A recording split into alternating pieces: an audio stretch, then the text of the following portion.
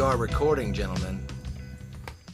Where? We are recording another episode of Three Things, the podcast with JR. We are on Gary's back porch. We just finished band practice yet again. And now we are just hanging out, smoking cigarettes. And are we drinking shots? Is that what we're doing? We're drinking some very nice Gentleman Jack. Gentleman Jack. Possible sponsor for the That's right. podcast, Gentleman Jack. Here we go. All right.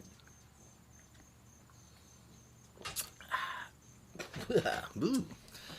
Yeah, they're not going to sponsor us if you do that. No? I'm not supposed to react that way? You're supposed to go, You know how Brian only smokes cigarettes when he's here at band practice? You only take shots. I only take shots when we're here at band practice. Well, and when we play. Yeah, sure. I mean, when music's involved. Yeah. But I don't provide the alcohol. I don't have shot-worthy alcohol in my possession most of the time. You guys do, though, so there you go. That's our job, you know. Yeah. What were once vices are now virtues. That's not how that album works. It's the other way. Anyway. No. I don't know what Brian's talking about. Neither does Brian. That's Doobie Brothers, right? I think it was. Yeah. That was the Doobie What Brothers were once record. virtues are now vices. Yeah. So what are we going to get into today, fellas? Thing number one, guns. Boom. Boom. Guns. And I don't have a plan or an outline. I don't have any bullet points for this list. Oh, triggered. I just know that you guys are way into guns. How many? Actually, we're No? we just like guns. I mean, we don't see the harm in them. Well, there is harm, obviously, but it is a part of our nature. I mean, I grew up in the South. I owned my first gun at 7 years old. I bought my first gun at 8. So that is, that's a part of my culture. Do I own an entire stockpile? No. Do I run around with them in Kroger's strapped across me? No. I was going to say, I did not know you owned guns unless you would have told me. I've never seen you with a gun. Do you ever carry a gun with you when you're out? I have, yes. You have? Yes. Concealed or open? Open, because I don't have a CCW. So. Okay. So what's a reason or what's a trip into town or out into the public where you think I should carry my gun with me? Oh, if I'm going to the range or something, So a trip on purpose that you're going to shoot your gun. I don't find a need to carry it on a normal basis. Although I have in the past when I was carrying money, like when I was managing large cash businesses, I would carry one with me, but open, because I would have tens of thousands of dollars of cash, or even thousands of dollars of cash that, if I lost it, it was on me, and I did not make that much money. So you have guns, but you don't typically carry them around, at least not anymore. You don't have much reason to have one on you. No. Brian? I have a concealed carry permit, and I started carrying when I moved into a questionable neighborhood. And my hours at work are such that I ended up walking the dog around 10 o'clock, midnight. And I'm also in a job where we get threats on a regular basis. I mean, most of the time it's someone ought to beat you up, or someone ought to kill you, or better watch your back. And at some point, life got really weird. And I started going, one of these days, these people aren't going to be cranks. And so I got a little bit more cautious about where I go, and so I carry. There are some people who have made threats in the past, and so I carry probably a lot more often than Gary. Not as much as other people, but yeah, it's nowadays it's hard to know who's joking when they call you, or nowadays they send emails. Or who's serious. Yeah, and I had, what really tripped me was several years ago, I had a guy that I did a story on his father getting murdered in Charlottesville. And he sent me a very bizarre email. And it ended with, He who is first shall be made last. Remember that. It wasn't an overt threat, but I looked the guy up, in the court records, and he has a history of violence. Sure. Malicious wounding, felony assault. That's the kind of thing that just makes you go, I don't know. So I carry on a semi-regular basis. I don't believe I need 900 rounds. I usually carry a small revolver, 5 to 6 rounds, because that's really all I think. Most of the time, I carry it concealed because I'm not trying to impress anybody. And when I'm in Charlottesville, I definitely carry it concealed because I don't want to scare my neighbors. It's not anything that makes me feel like a bad guy or a cool guy, or it's something that's there for me. I guess I've upset a lot of people in the last 42 years of being in the newspaper business. Are you allowed to carry a gun while you're doing your work? Do not carry one at work. So maybe not when you're at the paper, right? But what if you're out on assignment or something? We're not allowed to, and I don't. If I go, and same with me. I'm not allowed to. If I cover, when I was in the park on August 12th, I did not carry.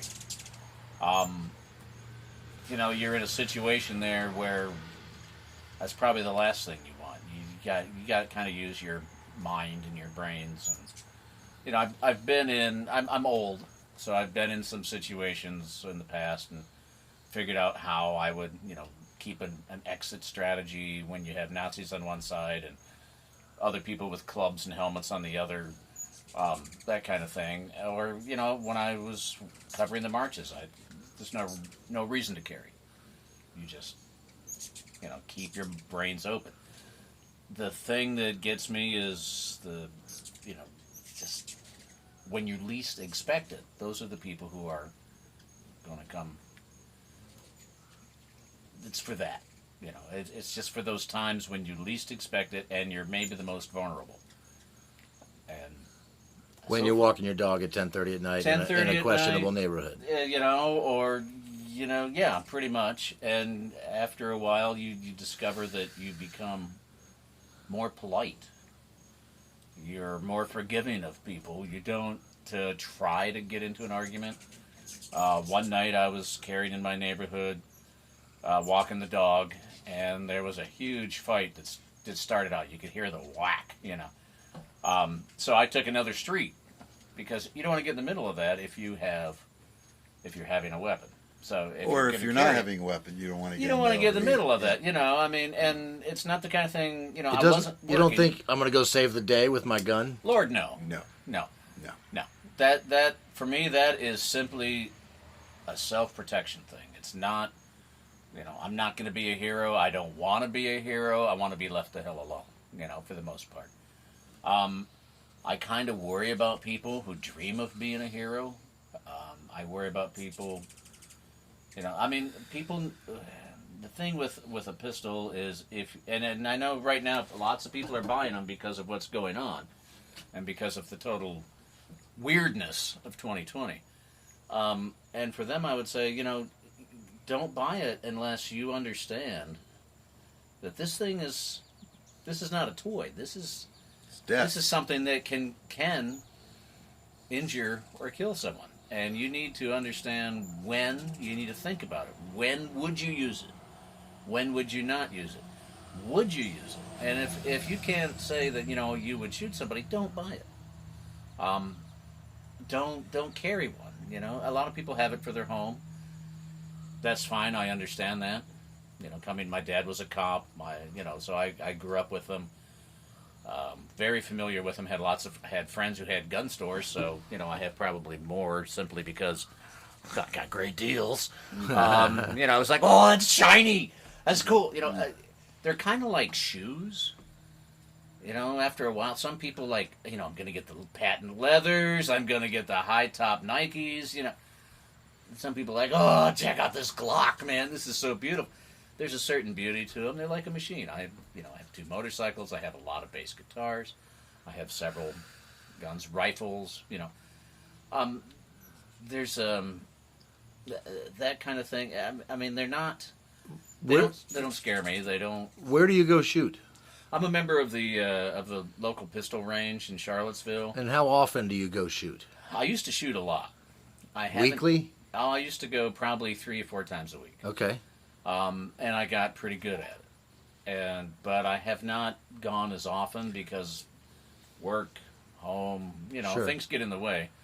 And if so I get a little more circumspect. If I haven't shot for a while, I don't carry. Because you don't want to be a bad shot. Mm-hmm. You have to think what's behind you. You have to, what's behind that person. You don't want to, there's a lot of stuff that goes into carrying it that I don't think people often take seriously.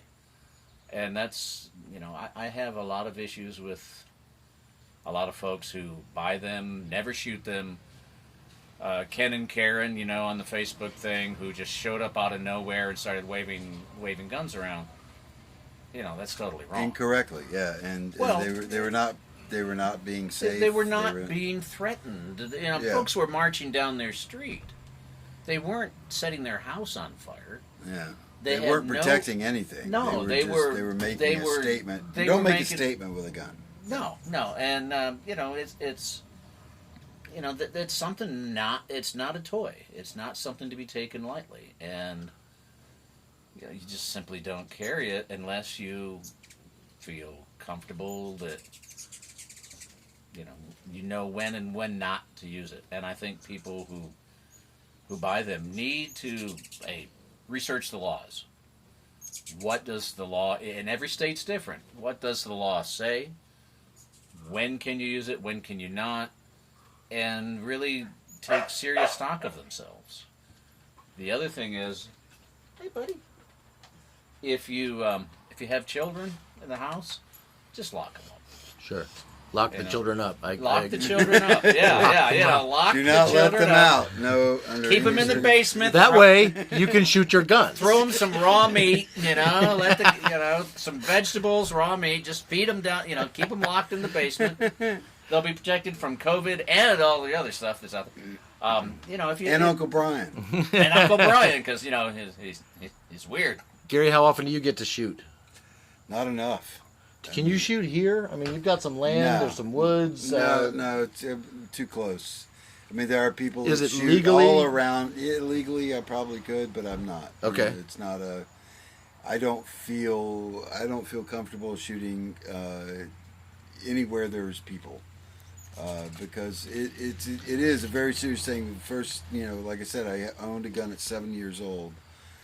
Was it a BB gun or a real gun? No, it was a real gun. Okay. It was a Ruger 1022. Yeah, A gun, wonderful, real right? gun. My father taught me everything. And the very first lesson was that don't point it at anything you're not going to kill. Or destroy. I had to put down animals as a child because they did not, they attacked other animals or what have you. Yeah.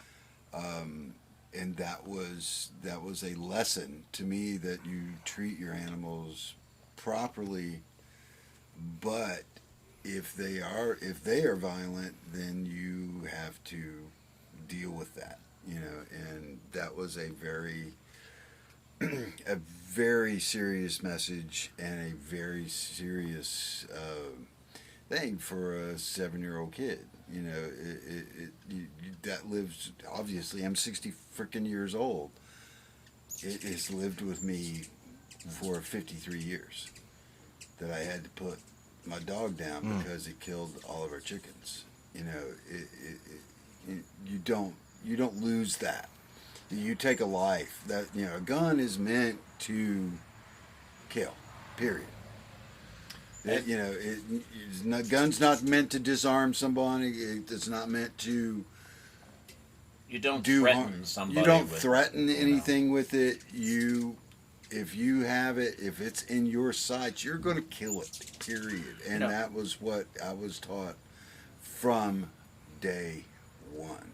And that has given me the ultimate respect for guns. And anybody who who does not have that in them, you should not have one. That would You know, be me. Yeah. And I mean, that's the thing. That's tell us what you, Yeah. because I don't have any guns. When I was a kid, I definitely wanted a BB gun.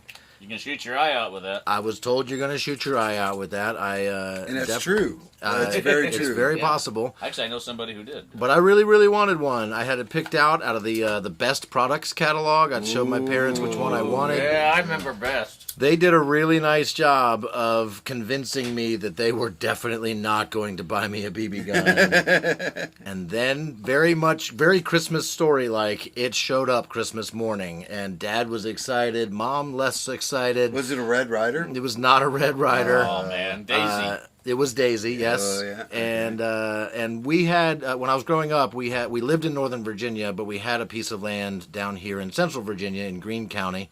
An acre of land, and on that land, my dad was building a house and such, and so we had a place set up, and it was woods all around, so very safe to have like a little sort of a quote-unquote firing range, and I would shoot bottles and cans, and that was basically all I was supposed to do with my BB gun. Well, bottles and cans are especially fun. You get the cheap soda from Walmart. Sure. You shake When them they're up, full, you put them out yes. there. Yeah. My favorite's 2-liter bottles, man. So you fill them full of water and watch them explode. It's awesome. So I didn't stop at just shooting bottles and cans. I took the gun around with me with my friends who lived there in this little country community, and we walked around through the woods like Fairfax? No, Greene County. That's pretty country Greene back in the County. day. Yeah. As old as you are. And Yeah. this neighborhood that my dad was building the house in is kind of a vacation place for a lot. Saying he's old, but he ain't got no hair. A lot of we're gonna get to that. But there was a lot of houses there that didn't have people living in them full time, and so we felt it was safe enough to shoot the We felt it was safe enough to shoot the windows out of the house because we knew that there was nobody in it.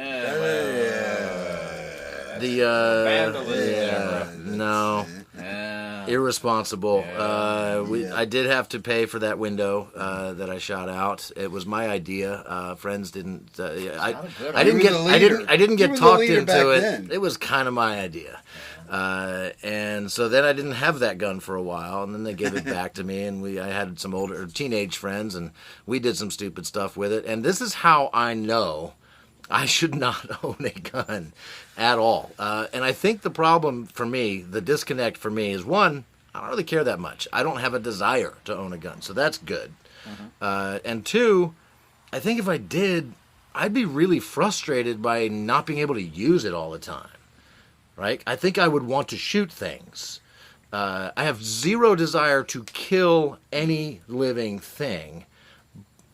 But I would just want to, I'd see something on the side of the road and I'd be like, that'd be fun to shoot. And I can't because that's not allowed. You can't just stop and shoot in things. Michigan, and we used to have a saying, that argument has more holes than a Michigan stop sign. Yeah. But, and I think you've hit on something that's really important for people to consider. Do you want one? Do you really want one? And I've had some friends who, recently were saying, hey, I think I want one.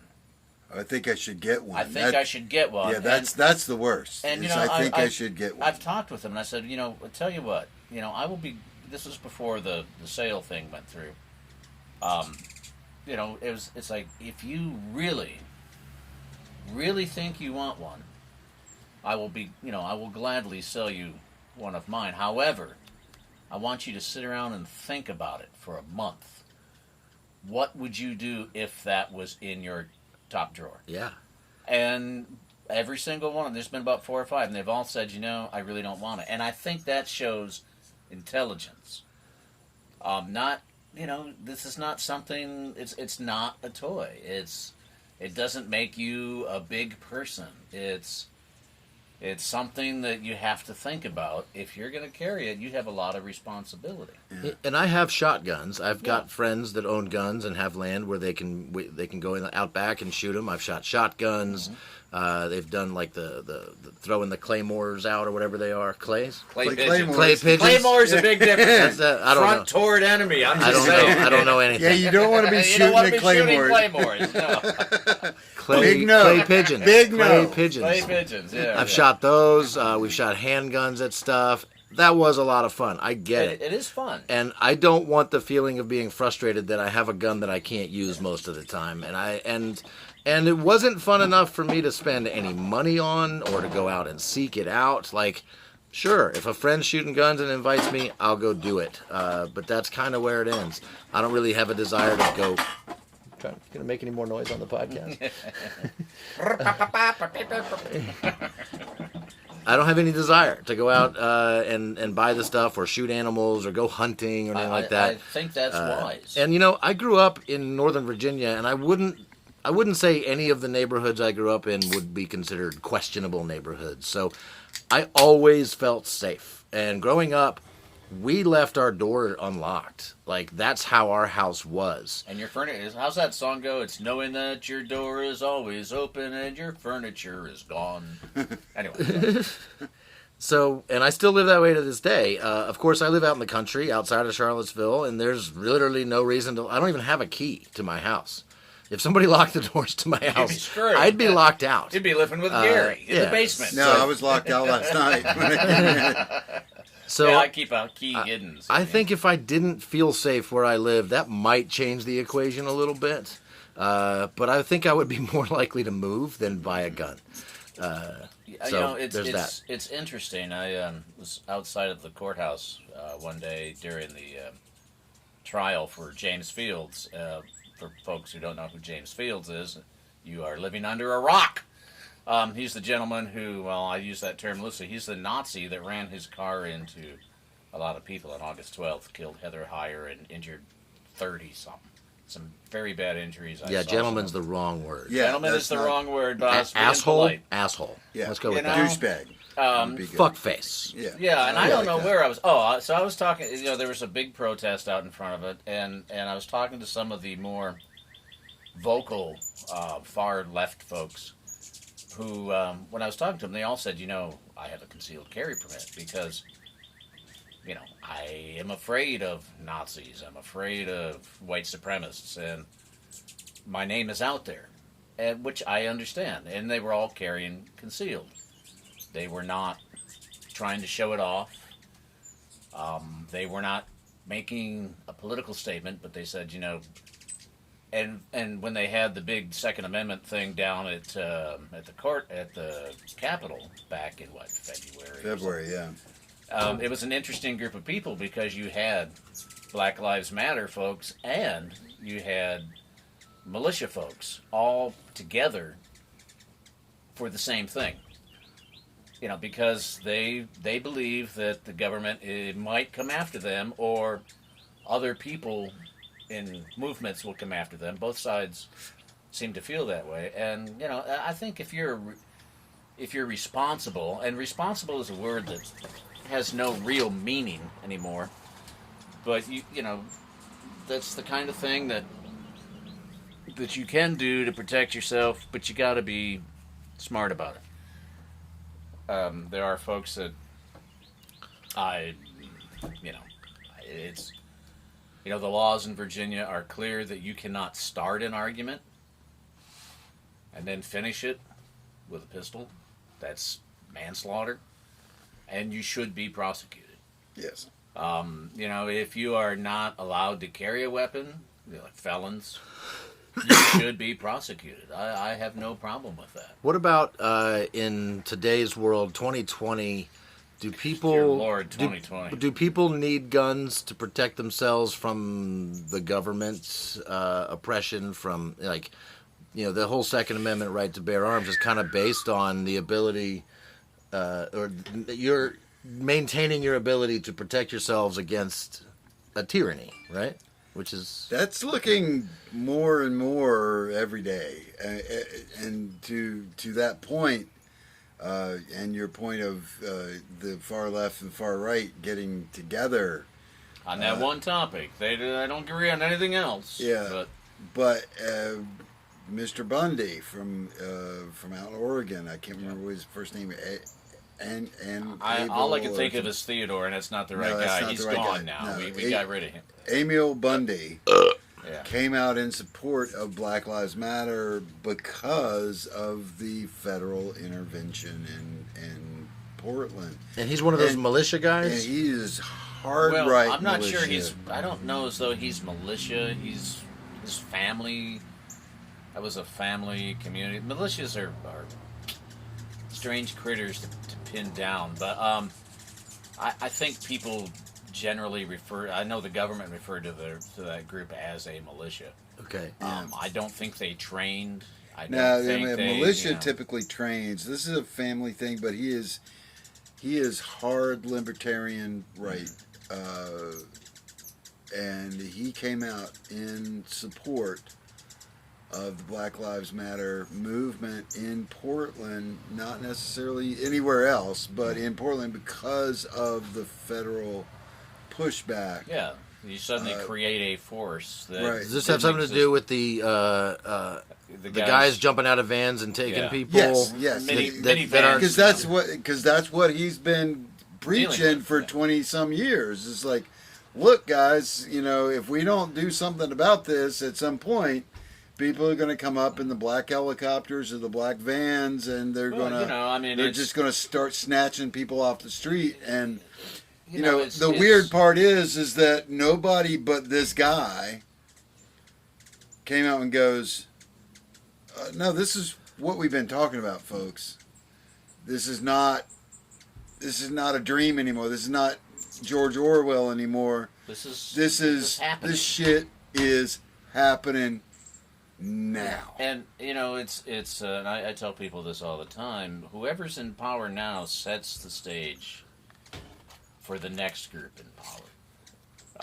So if you use a lot of executive orders, the next guy that comes in can repeal all of your executive orders, as Trump did Obama, and make his own. And then make his own, yeah. If you have a cobbled together federal force of people from 7 different Homeland Security departments, which apparently is the case in Portland, and they use it for this, what are they going to use if Biden gets elected? This is now a precedent that's been set for the next president, for the next controlling faction. And right in this country, we only have 2. And they seem to be more and more diametrically opposed. So, there's a concern there. Does that make it so that people need to run out and buy a pistol? No. I don't think so. But on they the should other probably hand, make friends with someone who has one. a very good friend of mine's sister had the snot beaten out of her. Her boyfriend was arrested for attempted murder. This was in Colorado. Arrested for attempted murder. He was out in 2 days. And he had threatened to not only get her, but her sister, and even mentioned to me, he's not going to go all the way from Colorado to Virginia to come after me. I mean, that's quite clear. That's not going to happen. On the other hand, the people that were near there and were concerned, because he's the kind of guy that would sneak up on you in a parking lot. He's just that kind of guy. They started carrying pistols in their car. It was legal in Colorado. Because this guy's, he literally beat this woman badly enough to be charged with attempted murder. So Not just assault. Not just assault, and sometimes we get carried so into the politics of it that we don't realize there are people out there who are just plain bad evil. They're bad rotten, as a friend of mine used to say. And you at some point may find yourself concerned about your own safety, and the Second Amendment allows you, in a lot of places, to provide that one bit of protection. That's something that you should be allowed to do if you need it. And I can't think of anybody who needs it more than, especially women who've been abused. That kind of thing. There should be some restrictions, because clearly people are crazy. There are a lot of crazy people out there. Ken and Karen, number one. I have issues with them. I think the main thing is I think people should have the right. I think if you're smart, you better learn how to use it, study the law, and before you get one, decide. Do you have the temperament? Because, if you're going to get angry at somebody and go out and, hit them with a stick or shoot them, no, don't get one. If you have children, you need to have a way to make sure, not so much your kids, because, you can train your kids and you can raise your kids, but you don't know how their friends were raised. You just don't have it around. And, when I had kids, everything was locked up. I didn't have that many. I had a couple of rifles. The friends gave me, one guy gave me one, but he died just before he died. It meant something to him. It was a Winchester. And I kept it where nobody was going to get to it. I actually didn't have any ammo for it. I also lived in a really nice neighborhood, very upper middle class. I couldn't afford it. So no, I in that case, you got to use your best judgment as everything in life, and be honest with yourself. And I'm not sure a lot of people are. They are issues. If the big thing is if somebody breaks into your house and steals them, that's an issue. You need to. I have a gun case. It's locked, and it weighs like a bazillion pounds. Actually, a Brazilian pounds. Whoa! It's very tan and very rested, and it has this really tight wax job. Never mind. Sorry. This just took a weird turn. I think it's time to end thing number one. It always takes a weird turn when I'm involved. All right. Can we sum up? Sure. If you don't feel like you're up to it, don't do it. If you have questions, don't do it. If you feel confident that you're not going to misuse it, do it. If you have questions, ask us. There you go. Better yet, ask somebody who knows something. That'd be us. And based on that, I am not getting a gun anytime soon because I don't think I would trust myself not to do something really stupid with it. So. Good call. Yeah. Yeah. All right. So no drummers should be. It should be in the Constitution. So no drummers are allowed to carry. So instead of a drum solo, we're going to end this with a part of one of the songs we recorded at today's band practice. Because somehow we actually had a really good band practice and we recorded some of it. I know, it's crazy. Totally by accident. So Gary, your call. Which song are we going to hear right now? People or Brand New Day? We're going to hear People because that's a uplifting song, and Brand New Day is a little more call to action. So after talking about guns, we should have an uplifting All right. song. Here you Wear go. your masks. Here's a little bit of People, and we'll see you on the other side.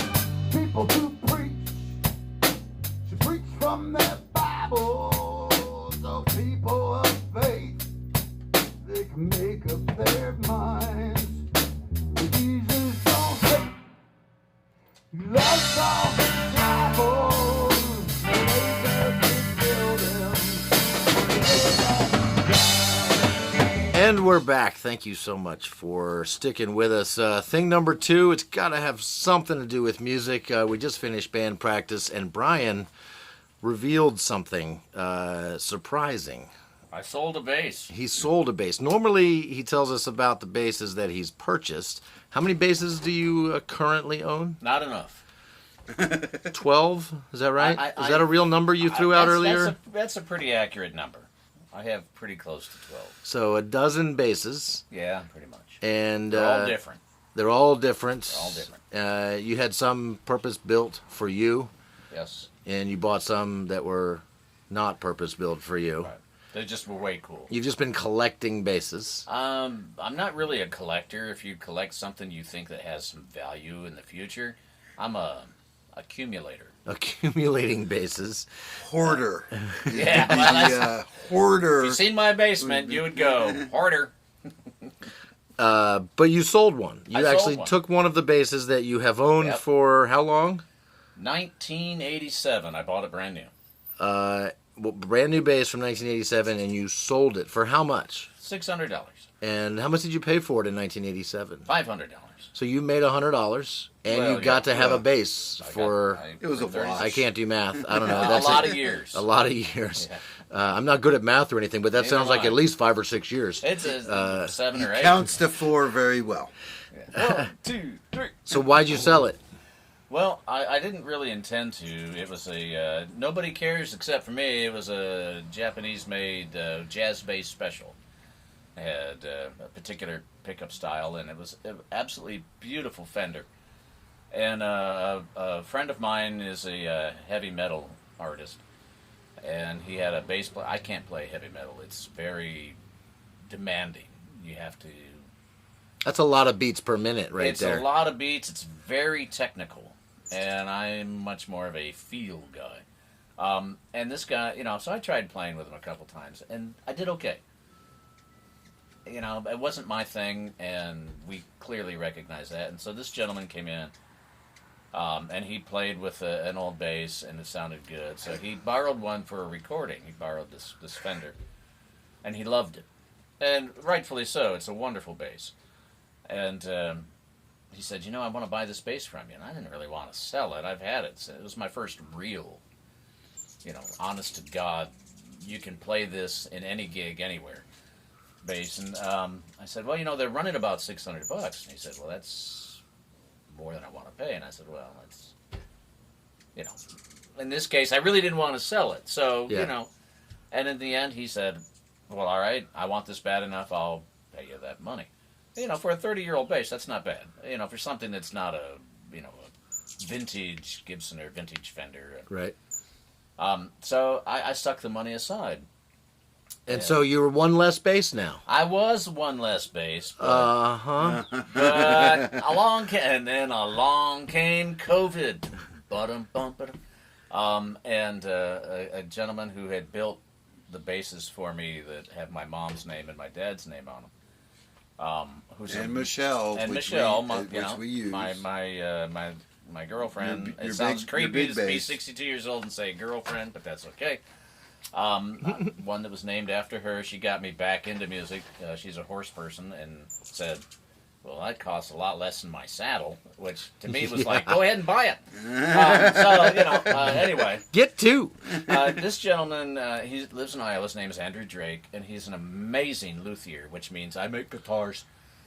He's also a bass player who has arthritis in his hands, and, I've got this trigger finger. A luthier is the person who makes guitars. Yep. Not to be confused with the Lutheran, of which there are also plenty of those in Yeah, Iowa. but they Those don't play people, guitars in church. Yeah, they don't do they make guitars. bunt cakes. They make bun cakes, Ooh. yeah, and casseroles. Not to discount bunt cakes. No, because there's they nothing are better than a good phenomenal. They're tuna very noodle different casserole. from bass guitars.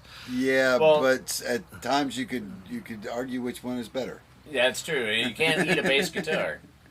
But so Andrew ran across COVID, and COVID shut down the folks who make pickups and bridges and all that kind of tuning stuff in both machines New York and California. And the gentleman that actually he buys what they call tempered tone woods. They're wood that's been kiln fired. And this guy, that's what he does for a living, is he sells luthiers these guitars, guitar bodies or wood that you can make stuff out of. He got shut down, and he does a fairly good job, or fairly, he makes a lot of guitars. And suddenly he couldn't make any. And so he took all the parts that were in his workshop over all these years and cobbled a bunch together, and he said, well, I got this thing with a couple of bodies that I wouldn't normally use because they're just not good enough. By Andrew's status, it's like, all I got's this Cadillac, it's not a Lexus. Kind of thing. And so he cobbled them together, and he said, well, I'll sell these as beginner's instruments. Yeah, right. And I had the chance to buy one for, surprisingly, $600. The same amount of money that I sold. So I was able to buy one of these student instruments for the same price that I had stuck this money aside. People can't hear air quotes on a podcast. Oh, yeah. There's air quotes in there. I don't know I can't remember what they went to. Student with air quotes. Yeah, student with quotes there. And so it will be coming soon. Andrew is so good that I'm sure I will have a $600 guitar that's worth $1,300. It'll be as good as anything made in Fender or Gibson or that kind of stuff. I have a suggestion for the name of this new guitar. COVID? Mutt. Mutt? Yeah. Well, it sounds like a mutt, like it's cobbled together from parts from other stuff. He made a neck for somebody, and the guy decided he didn't want it. So he, it was a perfectly good neck, so he just stuck it around. Yeah. And the body was one that he just, I'm going to try this design.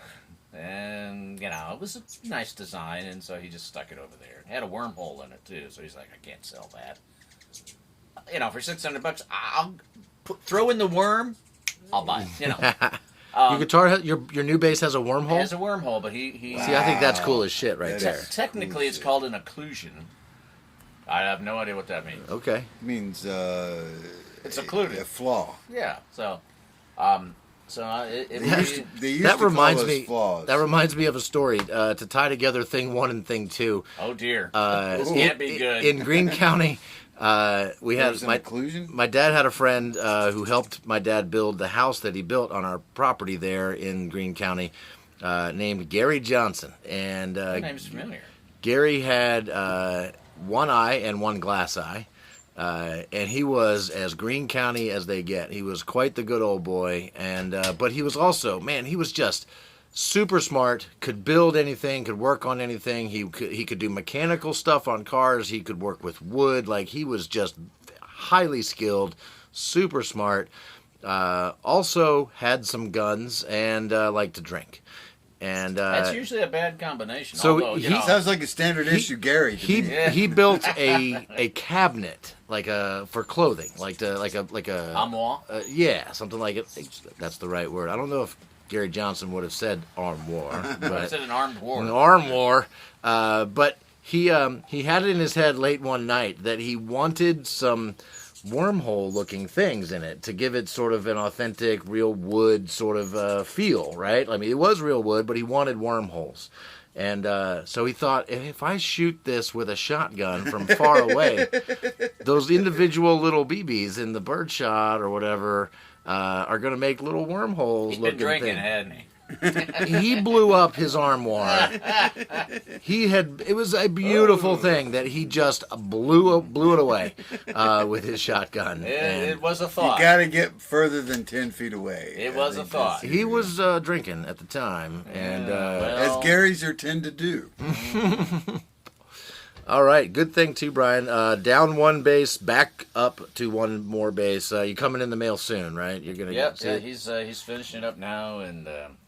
Are we going to see it at band practice sometime soon? Well, Gary likes the one I'm playing now, and but we want to hear the new one. I will bring the new one. You got to bring it. It does have a Fender pickup in it, so it's a legitimate P bass. I don't have a P bass. We'll decide how Mutt sounds. We'll decide if Mutt fits with the big sound that we need.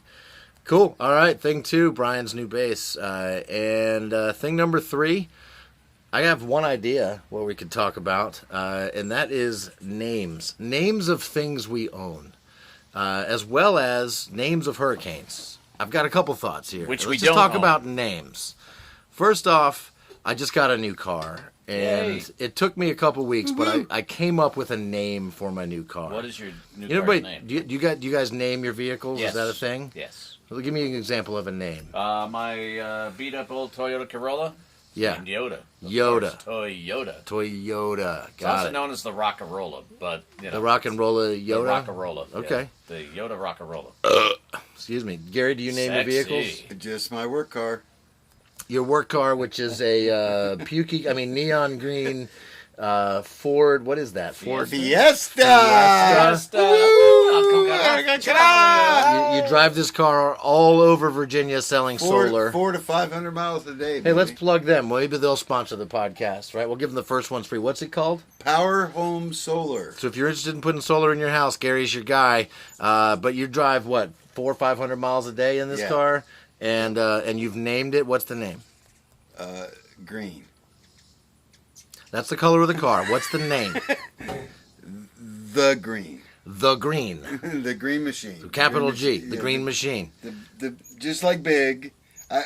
I'm very succinct with my names. You know, we got BiG. We got the Green. What's the name of your truck? Truck? He doesn't have a name. Truck. Hey, what was the name of Dudley Do-Right's horse? Horse. Exactly, it was horse. Horse. So That's not Nell. my new Subaru No, that was his Crosstrek girlfriend. is the same color as my truck, which is basically cherry Bright red. red, yes. Yeah. Very consistent with the drummer. That's by the way. right. And one of my favorite drinks when I go out has no alcohol in it. It's a cherry Coke. It's a cherry And to Coke. get a cherry Coke done right, you go to the bar and you ask the bartender for a Coke or Pepsi. I don't really care. A cola drink. Well, cola is a Koala problem. drink. Coke or Pepsi Not an RC. with grenadine in it. Right? Not just the cherry juice from the maraschino cherries they've got sitting at the bar, but That's not actual bad grenadine. It's not bad, but it's not grenadine. I like grenadine in my Coke or my Pepsi. So that's a cherry Coke. And so, and my new car is Ben's named got culture. Grenadine. Grenadine. Grenadine. Yes. That's a very You call it classy Grenny name. for short? Grenadine. No, So Dina. I Dina. told my girlfriend what the name was. She's like, that's too many syllables. And so she's gonna call it Gren, probably. I would call it Dina. Dina. That's still Dina too. is really good. I think Dina works for me. Well, Dina works for me. That's what I'm going to use. I mean, Do you guys name your guns? no. No. We I don't know name people our that guns. do. I know I was gonna people say I've that heard do. of that. That Yeah. seems like a I thing. mean, people name everything. They'll name their car. They'll name they'll name their jeans. You know, Name their jeans? Okay. Yeah. I haven't heard that one. I haven't heard that one. Yeah, that's a new one. And Gary, what Thursday. Thursday.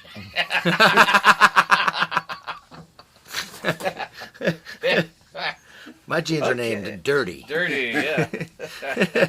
Thursday. I like that. That's Right on. All right. Well, we But are. I've definitely seen underwear named. Even Monday, Tuesday, Wednesday. Calvin Klein. Calvin, yeah. My underwear are named Adam Adam. because that's what I wrote in them in summer camp. So anyway, You still have your summer camp underwear? That's pretty fucking That's awesome. pretty good, yeah. That's awesome, man. Because we're cheap ass bastards here in BiG. cheap Hey. ass bastards. Cheap ass bastards. To still have your camp underwear? I don't still. Big have thumbs up. Big, so to speak. Yeah.